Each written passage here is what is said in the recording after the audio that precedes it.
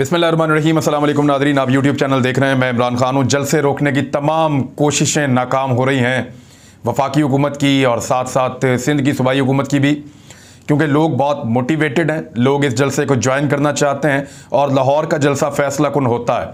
आज के जलसे में इमरान खान साहब एक बहुत बड़ा ऐलान करेंगे। मैं आपको पहले ही बता रहा हूँ कि वो बहुत बड़ा ऐलान करेंगे और बहुत बड़ी तादाद में लोग इस्लामाबाद की तरफ बढ़ेंगे। आप आने वाले दिनों में देखेंगे और ये ईद के फ़ौरन बाद होगा। लोग इस्लामाबाद की तरफ जाएंगे और हर चीज़ को बहा कर ले जाएंगे। यहाँ पे इंतखाबात के अलावा कोई और हल इमरान खान नहीं छोड़ेंगे। मैंने पहले कहा था कि पंगा ना लेना। मैंने पहले समझाया था कि वो आपको नहीं पूछेगा कि मुझे क्यों निकाला, वो आपको बताएगा मुझे क्यों निकाला, और उसके बाद फिर वो जीना हराम कर देगा, और वो उसने कर दिया है। इस्लामाबाद के अंदर जो स्क्रीन्स लगाई जाती हैं, जहाँ पे एक मिनी जलसा होता है, लोग इकट्ठे हो जाते हैं, उसकी इजाज़त नहीं दी जा रही। कराची में सी व्यू के ऊपर जो लगाई जाती हैं स्क्रीन, वहाँ पे बहुत बड़ी तादाद में लोग इकट्ठे होना चाहते हैं, उसकी इजाज़त नहीं दी जा रही। लेकिन शहरी बज़िद हैं और वो ये कर रहे हैं।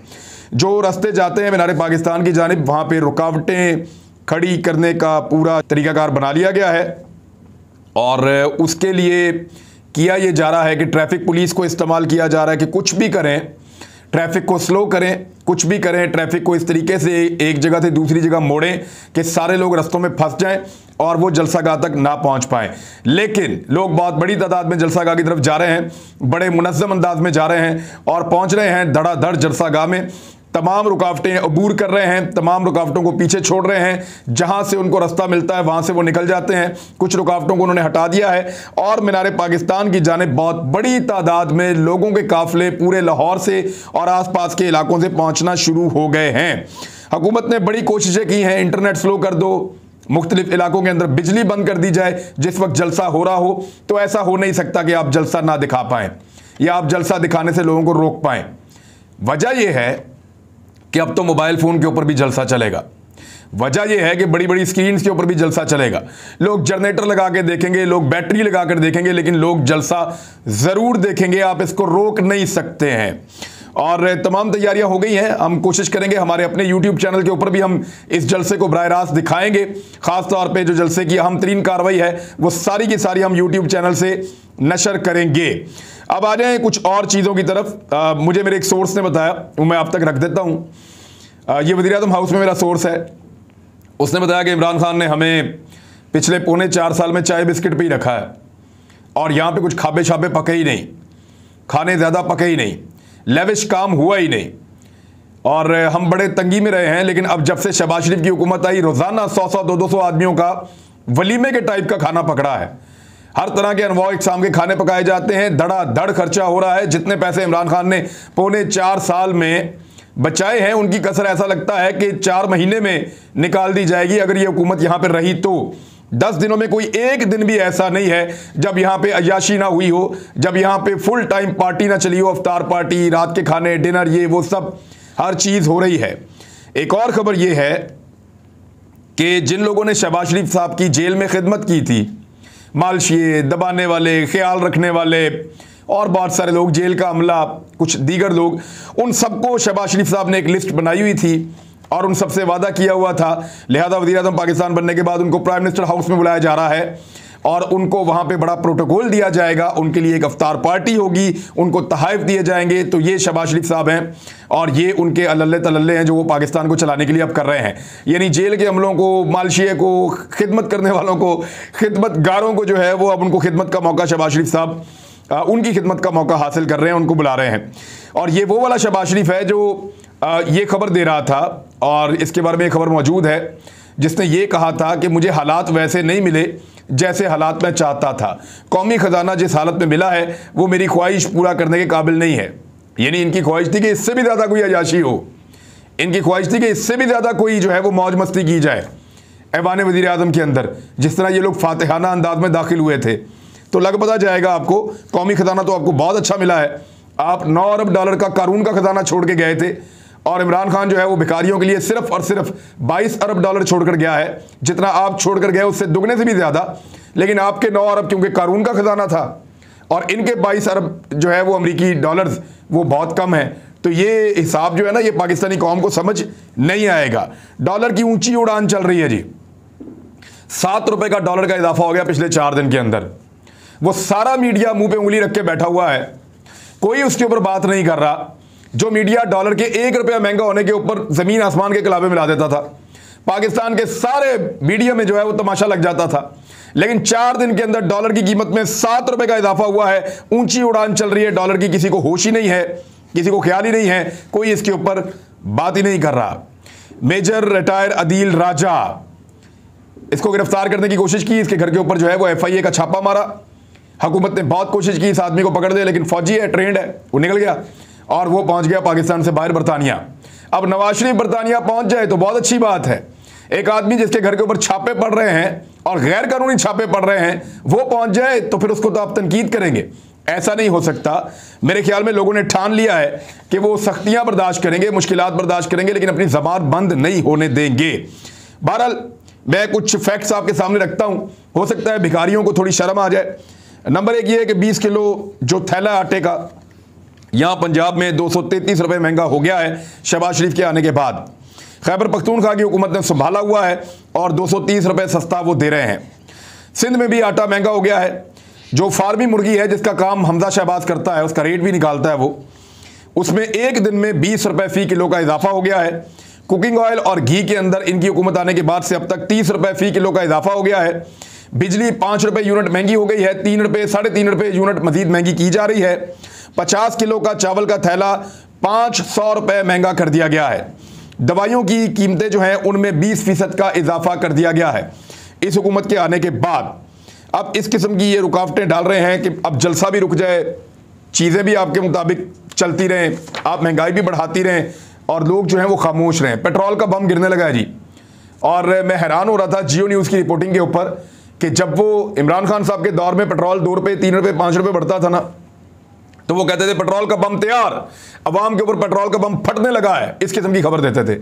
और अभी जब शहबाज शरीफ साहब 20 रुपए का इजाफे का सोच रहे हैं तो उस पर कह रहे हैं कि इमरान खान की बेवकूफ़ाना जो सब्सिडी है, इमरान खान ने जो सब्सिडी दी हुई थी उससे छुटकारा हासिल करने जा रही है शहबाज शरीफ की हुकूमत। यानी खबर देने का आप अंदाज देखें, आपको पता चल जाएगा कि कितना बड़ा फ्रॉड है पाकिस्तान का मीडिया। इमरान खान पेट्रोल की कीमत 5 रुपये बढ़ाए तो पेट्रोल का बम फट गया, और शहबाज शरीफ पेट्रोल की कीमत 20 रुपये बढ़ाए तो सब्सिडी से जान छुड़ाई, कौम के लिए बहुत अच्छा काम किया।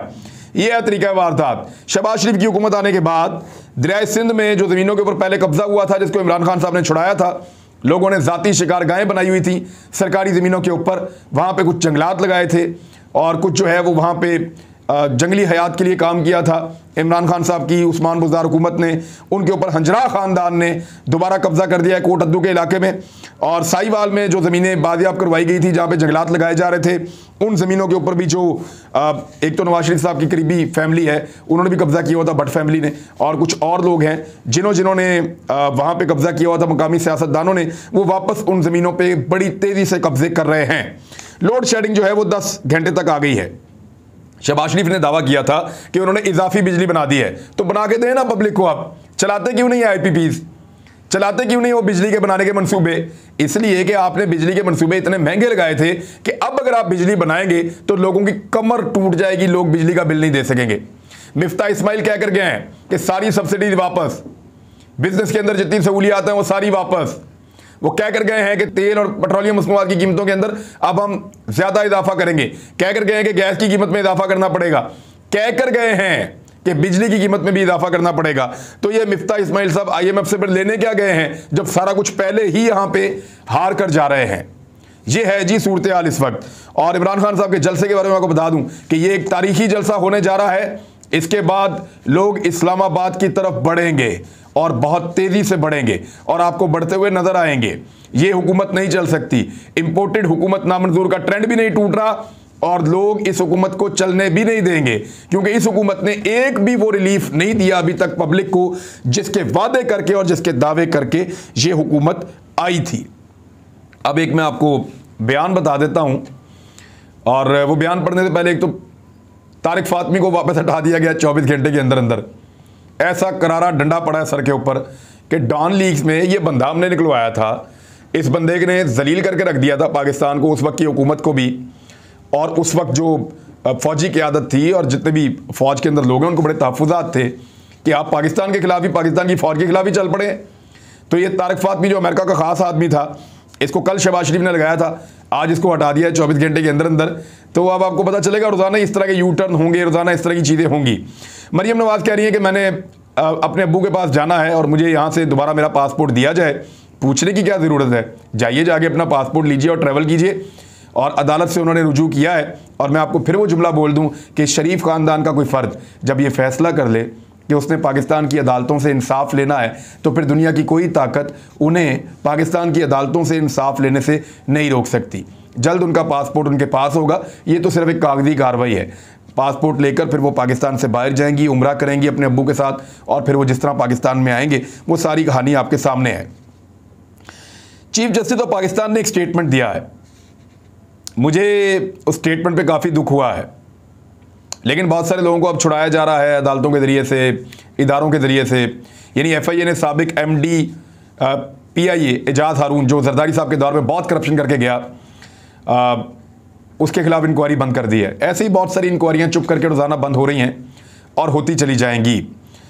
अब 190 रुपये का भी इस वक्त डॉलर नहीं मिल रहा। मैं आपको फिर बता दूं कि इस वक्त जो डॉलर है ओपन मार्केट के अंदर 190 रुपये का भी नहीं मिल रहा। ये सूरत हाल पैदा हो चुकी है। बहरहाल चीफ जस्टिस ऑफ पाकिस्तान ने क्या कहा, क्या दुख दिया, वो मैं आपको पढ़ के बता देता हूँ। फिर उसके ऊपर जितनी मैं गुजारिश कर सकूँगा वो गुजारिश मैं कर दूँगा। उन्होंने कहा कि पीपल्स पार्टी ने कुर्बानियाँ देकर हमेशा इदारों का साथ दिया है। और उन्होंने कहा कि पीपल्स पार्टी ने हमेशा इदारों का साथ दिया है और कुर्बानियाँ दी हैं पीपल्स पार्टी ने बहुत, और हम कुर्बानियाँ देने वालों का एहतराम करते हैं। चीफ जस्टिस साहब को मैं कुछ कुर्बानियाँ गिनवाना चाहता हूँ पीपल्स पार्टी की। उन्हें लगता है कि सिर्फ पीपल्स पार्टी ने कुर्बानियाँ दी हैं।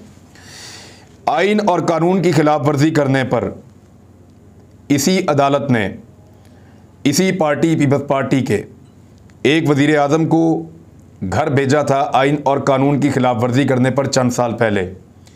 यही कुर्बानियाँ देने वाली पार्टी है।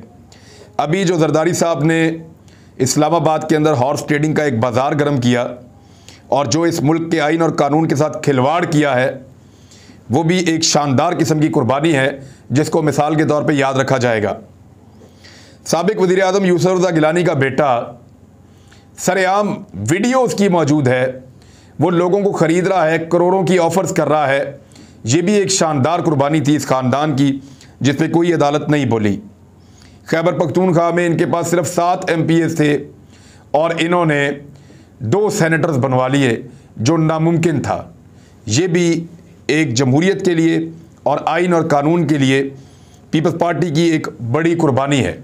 ओमनी स्कैंडल जो है वो भी इस ख़ानदान की एक बहुत बड़ी कुर्बानी है कि इनके तमाम अखराजात, हत्ता के नाश्ते के और बकरे जो इनके घर में आते हैं उनके, और जो धोबी तक के बिल ओमनी स्कैंडल जो हुआ है उनके अकाउंटों के अंदर से पे किए जाते रहे। तो ये इस ख़ानदान की और पीपल्स पार्टी की एक बहुत बड़ी कुर्बानी है। गैंग वॉर की कुर्बानी जो है उसमें सैकड़ों नौजवान मरवा दिए, वो भी एक बहुत बड़ी कुर्बानी है। अभी दादू के अंदर 10 बच्चे ज़िंदा जलकर मर गए और वहाँ पे ना कोई एम्बुलेंस थी, ना कोई फायर ब्रिगेड थी। ये भी पीपल्स पार्टी की एक बहुत बड़ी कुर्बानी है। गरीबों के घर इन्होंने कुर्बान कर दिए, जला दिए। इससे बड़ी कुर्बानी और क्या होगी। अभी बच्चों की कुर्बानी दी है, जिंदा बच्चों को जलाकर उनकी कुर्बानी दी है। सहाफ़ियों ने भी बड़ी कुर्बानी दी है, सहाफ़ियों की कुर्बानी भी पीपल्स पार्टी देती रही है। अजीज़ मेमन की कुर्बानी आपको याद होगी, नाज़म जोखियों की कुर्बानी भी आपको याद होगी, और अपने एक MPA और एक MNA को अभी अभी बाइज्जत बरी करवाने के लिए पूरा जोर लगाकर उनको केस में से निकलवाया है। पीपल्स पार्टी की ये भी एक बहुत बड़ी कुर्बानी है। कभी ये 10% की कुर्बानी देते रहे हैं, कभी 20% की कुर्बानी देते रहे हैं, और कभी इससे ज़्यादा कुर्बानियाँ देते रहे हैं। गिरफ्तार शख्स को इन्होंने गवर्नर सिंध बना दिया, ये एक बहुत बड़ी कुर्बानी है। मेमो गेट भी इसी पार्टी की एक बहुत बड़ी कुर्बानी थी। अगर मैं इस पार्टी की कुर्बानियाँ गिनाते रहूँ तो आपकी आंखों में आंसू आ जाएंगे और पाकिस्तान की अदालतें इनके तमाम केसेस ख़त्म कर देंगी और वो ये कहेंगी कि पीपल्स पार्टी से ज़्यादा कुर्बानियाँ किसी ने नहीं दी और हम इन कुर्बानियों का एहतराम करते हैं।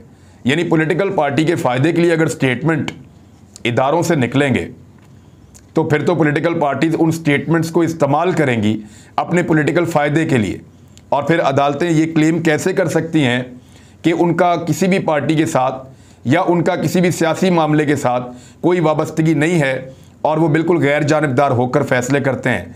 हमें बहुत सारे फैसलों पे एतराज़ होता है, उस फैसले के ऊपर हम बात कर लेते हैं, लेकिन ये चीफ जस्टिस ऑफ पाकिस्तान के रिमार्क्स थे।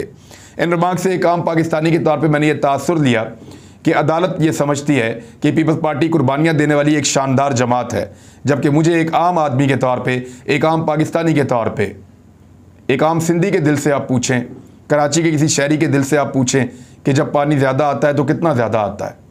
कराची की हालत आप देखें, खंडर बनकर रह गया है। ऐसी ऐसी कुर्बानी इन्होंने दी है कि लाजवाल कुर्बानियों की एक दास्तान है।